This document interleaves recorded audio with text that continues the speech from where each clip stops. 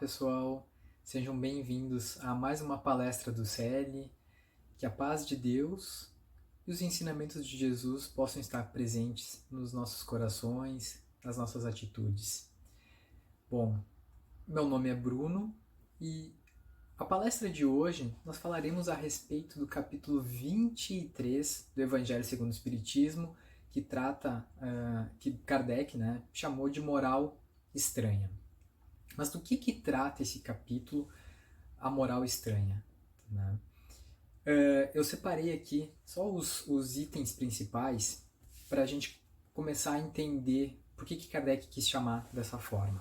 Eu vou ler para vocês aqui. Quem não odiar seu pai e a sua mãe, abandonar pai, mãe e filhos. O outro item, deixem os mortos enterrarem seus mortos. E o outro é não vim trazer a paz, mas a divisão. Bom, essas frases, elas estão na Bíblia, né, com traduções diferentes, com algumas leves modificações, mas basicamente seria isso que está escrito lá. Né? E quem disse foi Jesus. Se a gente começar a analisar cada uma delas, a gente vai perceber que elas causam uma certa estranheza. Por isso, moral estranha. Elas causam uma certa estranheza, elas causam um certo questionamento, talvez até um desconforto, porque parece não só um contrassenso, parece que Jesus se contradisse. Né? Que nem disse aqui, não vim trazer a paz, mas a divisão, ou não vim trazer a paz, mas a espada, depende da tradução. A gente já percebe que Jesus não era aquela pessoa que dizia que quando te baterem num lado na face a gente mostra a outra. E como é que Jesus, ao mesmo tempo, vai dizer que ele não veio trazer a paz, ele veio trazer a divisão?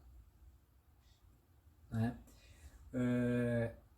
E esse questionamento é natural, e aí eu vou tentar resgatar para vocês como a gente deve entender, como a gente deve interpretar esse capítulo, até como o Kardec fez também, como os espíritos nos trouxeram as informações, porque a gente, não apenas para essas passagens em si, mas para toda a interpretação que a gente for fazer de algum livro, de algum texto, algo escrito há muito tempo atrás, que a gente possa se aproximar daquilo que o autor quis dizer. Não é? Causa estranheza, causa questionamento, e que bom, né? Sinal que a gente está entendendo a mensagem de Cristo. E aí eu pergunto para vocês, tá? Vamos imaginar uma figura que a maioria de vocês já pelo menos acompanhou uma parte da vida, que viu ou que consegue ver em vídeos, que seria o Chico, né? O Chico Xavier, nosso querido Chico, que já desencarnou há quase, né, daqui 2 anos, vai fazer 20 anos, mas que tem muitos vídeos dele na internet. A gente consegue, né, pesquisar e a gente encontra entrevistas com o Chico, a gente vê a obra dele aqui, ou seja, é uma pessoa que conviveu quase com a gente, né, ou no mesmo período, quase no mesmo período de tempo. E por que eu digo isso? A gente sabe o amor que Chico tinha, né? Uma pessoa muito amorosa, uma pessoa, para se dizer assim, do bem. E aí eu pergunto para vocês, já que conhecem o Chico, será que Chico falaria alguma dessas frases? Né? Ou eu vou adiante, eu vou mais profundo ainda. Nós, seres ainda imperfeitos, que tem muito que aprender, que tem dificuldades em diversas situações e estamos aí buscando nos tornar pessoas melhores, a gente mesmo não falaria essas frases. A gente sabe que isso não é por aí o caminho, né? A gente está nesse entendimento.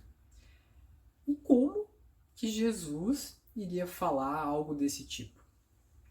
Né? A gente começa a perceber. Tem uma pergunta no Livro dos Espíritos que o Kardec fez aos espíritos, né? Qual é o modelo a ser seguido? Qual é o modelo que a humanidade tem para seguir? É sempre importante a gente ter um modelo, sempre ter alguém a se espelhar, porque isso nos auxilia, é como se fosse um mentor, alguém que vai nos dar diretrizes naquilo que nós fazemos, naquilo que a gente está buscando aprender. E aí, os espíritos, eles foram taxativos na resposta, eles não ficaram em cima do muro, eles não citaram vários nomes, eles não enrolaram, eles não disseram justificativas e absolutamente nada. Eles simplesmente responderam uma única palavra: Jesus. Jesus. O modelo é Jesus. Se os espíritos já falaram lá em 1850 e poucos que o modelo era Jesus, não tentaram justificar, não disseram outros, eles sabiam. A gente pode partir também do princípio em que, se eles não têm dúvida, a gente também, essa dúvida que a gente tem disso, que Jesus disse ter sido estranho, não foi talvez o que Jesus quis dizer, primeiro ponto. Ou a gente pode pensar que, imaginar como é que foi escrito a Bíblia. Tá? Jesus viveu até os 33 anos, de acordo com alguns historiadores, de acordo com outros historiadores, pode ter uma variação, talvez até 36 anos, enfim. Dentro dessa faixa, a Bíblia foi escrita pelos evangelistas em torno de, aproximadamente 40, 50, 60 anos depois. Então aí a gente já começa a perceber que quando Jesus falava, ele estava acompanhado dos apóstolos, dos evangelistas, aquilo não era gravado, como a gente está gravando um vídeo agora, como a gente está com papel, a gente pode estar anotando, com um gravador, não era assim. Foi escrito muitos anos depois.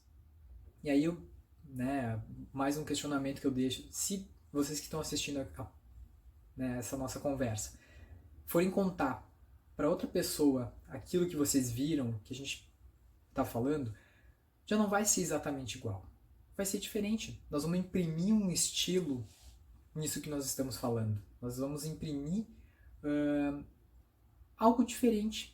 Algo que o nosso estilo de contar a história vai ficar em cima. Os próprios evangelistas, eles tinham estilos diferentes.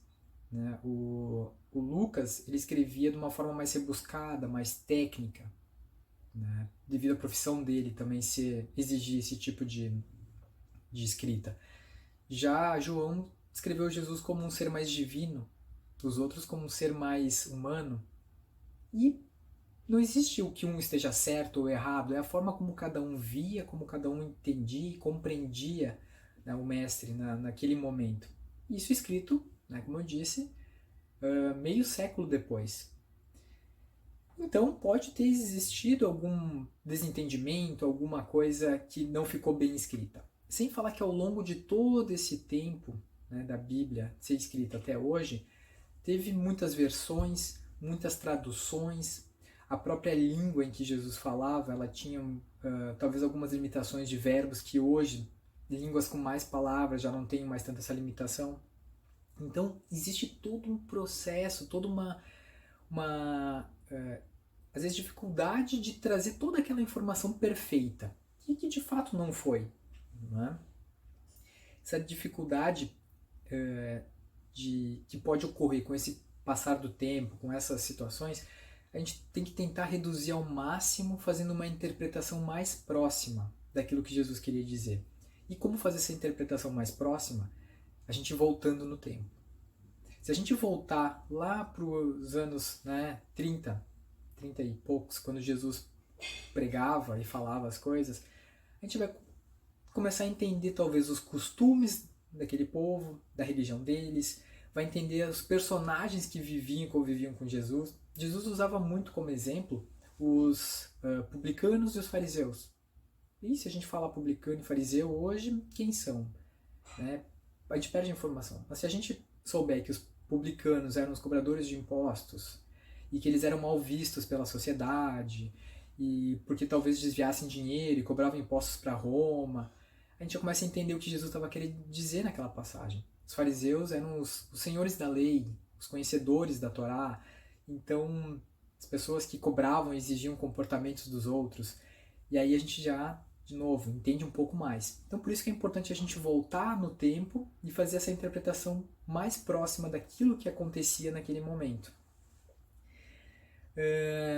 Para tentar, né, suprimir essas dificuldades desse lapso temporal, esse período todo que pode ter tido uma supressão de palavras, podem ter sido adicionado palavras, erros de traduções, enfim, esses inúmeros erros que podem acontecer. Mas voltando, né, esse período e analisando o que Jesus quis dizer mais próximo lá, eu escolhi uma dessas passagens que eu li lá no começo, desses itens que Kardec descreve, para fazer uma interpretação um pouquinho mais profunda, para a gente perceber o que ele estava querendo dizer e ver como que o que parece tão estranho e confuso, na verdade, faz sentido. Né? E eu vou falar sobre deixai os mortos enterrar os seus mortos. Né? Na passagem lá na Bíblia, conta lá que chegou um jovem para Jesus, né, e disse assim para Jesus: olha, eu quero te seguir, tá? Eu quero te seguir, mas só espera um pouquinho que eu vou ali velar meu pai, e aí depois que eu velar meu pai, que eu resolver isso aí, eu vou te seguir, mas espere um pouquinho. Jesus, na sua inteligência, na sua capacidade de conhecer o interior de cada um, apenas olhando e compreendendo o que cada um tinha e sentia né, e desejava, ele olhou para aquela pessoa e ele disse assim: deixai os mortos enterrar os seus mortos. Né? Vem, né, me segue e vamos lá, né, em busca do reino dos céus, que é o que realmente importa. E aí o cara, né, esse rapaz ficou, mas, né, como assim? Ficou lá chateado, né, foi lá, enfim, deve ter ido velar o pai dele. E aí a gente pensa, nossa, né, Jesus falava a respeito da piedade filial, a respeito de honrar pai e mãe, né, e ao mesmo tempo ele falou isso para aquela pessoa e ficou tão estranho, dizendo para ela, tipo, olha, não vai lá velar, vem, me segue agora, vamos buscar o reino dos céus. Parece um contrassenso. Mas, fazendo uma interpretação, né, como eu disse, tentando entender a situação, o contexto histórico, o que a gente pode trazer? Naquele período, né, hoje ainda a gente sabe que as leis são assim, que quando os pais falecem, existe a transmissão dos bens. Né, a questão a pessoa herda aquilo que o outro deixou. Só que naquela época não tinha as leis dessa forma, que para tu ter direito a herdar aquilo que fosse deixado pelos pais, tu precisava ir velar, né, o falecido, os parentes. Tu precisava ir velar. E se tu fosse lá velar, tu tinha que convencer ainda, tinha que ser convincente, tu tinha que chorar, mostrar que sentiu falta. No entanto que era muito comum as carpideiras, né, antigamente, que eram pessoas contratadas para ir lá chorar a morte da pessoa, o desencarne. E Jesus percebeu que aquele jovem estava mais interessado nos bens materiais que o falecido pai ia deixar para ele do que em buscar o reino dos céus. Para Jesus não teria problema nenhum que ele fosse lá velar de coração, né, em respeito ao pai dele, em respeito, que é o que a gente deve ter e deve sim cumprir a nossa função como filhos, como, né, pessoas da sociedade, pessoas, enfim, a gente tem nossas funções e os nossos papéis. Mas Jesus quis mostrar para ele que, em primeiro, a gente deve buscar o reino dos céus e não o reino material. Existe um processo, né? Existe essa ordem natural. E ele estava buscando o material primeiro. E não é um problema, né, deixar bem claro, existem outros capítulos do Evangelho, a gente buscar o reino material. Isso faz parte, isso também é importante, que a gente tenha isso em mente, que a gente busque. Mas não esquecer do lado espiritual. Buscar o reino dos céus primeiro. Ser uma pessoa melhor. que tudo nos será dado por acréscimo. E aí, qual é o objetivo da vida? Né? A gente pensa assim que deixar aos mortos, o que Jesus quis dizer, o cuidado de enterrar seus mortos. Quem está vivo e quem está morto na vida? De forma material, morto e vivo é fácil da gente saber. Quem morreu, deixou de ter vida, o corpo material deixou de ter vida, está morto. Agora, espiritualmente falando, quem morreu é quem deixou de aprender. Existem muitas pessoas que estão vivas fisicamente, mas estão mortas espiritualmente, porque elas deixaram de aprender, elas deixaram de aproveitar a vida delas da melhor forma possível. A nossa vida é uma oportunidade de crescimento, de aprendizado. Nós viemos aqui, né, para aproveitar ao máximo essa experiência material para nós crescermos, para nós evoluirmos. E será que nós estamos aproveitando isso da melhor forma possível? Questionamento que eu deixo. Ou será que nós estamos mortos espiritualmente? Temos oportunidades para crescer. Que a gente possa aproveitar essas oportunidades. E de fato, o que tem acontecido com o mundo agora é uma oportunidade da gente despertar, da gente acordar para a realidade, para aproveitar mais esse momento da nossa vida que nós temos. Que a gente possa ser mais humano e reviver espiritualmente e aproveitar isso tudo que está acontecendo. Crises assim, elas servem para nos despertar. Elas existem para despertar. Que a gente possa então aproveitar, né?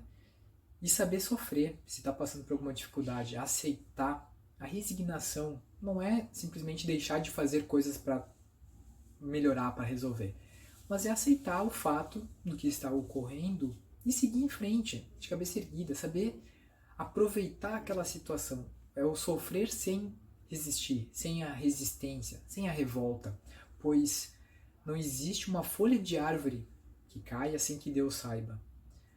Pai, nosso Pai maior, Ele sabe de tudo, é onipresente, onisciente. Então, que a gente tenha isso em mente e essa fé para seguir em frente e despertar, acordar, né? Deixarmos de ser mortos espirituais e buscarmos o reino do céu, assim como Jesus falou. Então, essa é a passagem, né, que eu escrevi, e não dá tempo suficiente para a gente falar de todas as outras, mas como tema de casa, quem puder ler o capítulo 23 do Evangelho, é uma leitura bastante interessante, porque Kardec faz essa análise também, e sempre é bom a gente estar aprendendo e compreendendo, e trazendo um novo aprendizado para gerar uma nova aplicação na nossa vida. Então, eu agradeço a todos, né, pela presença virtual, e que vocês tenham um ótimo dia, uma ótima semana, né, e que os ensinamentos de Jesus possam estar presentes nas nossas atitudes e que a paz de Deus presente em nossos corações. Muito obrigado a todos, que assim seja.